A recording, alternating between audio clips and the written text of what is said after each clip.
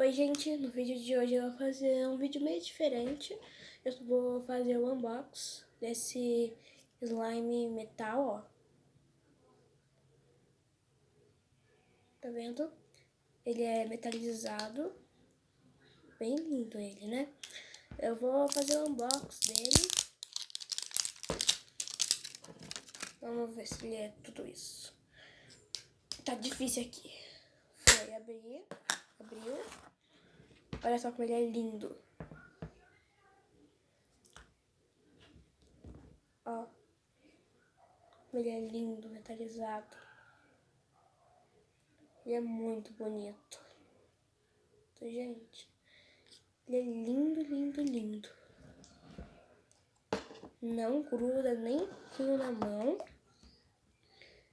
Ele é bem molinho, como vocês podem ver. Ó, bem molenga. Bem molenga mesmo. Bom, é muito legal de brincar com ele.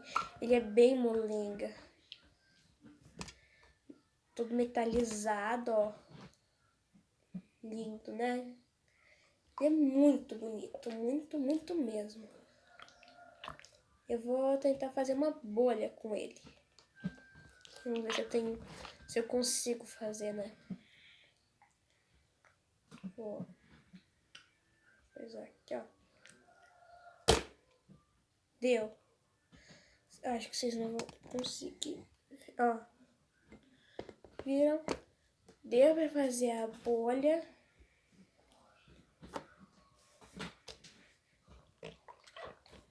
Ele é muito gostoso. Molengaço, ó.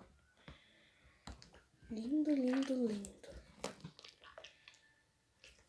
Ele é super gostoso, ó.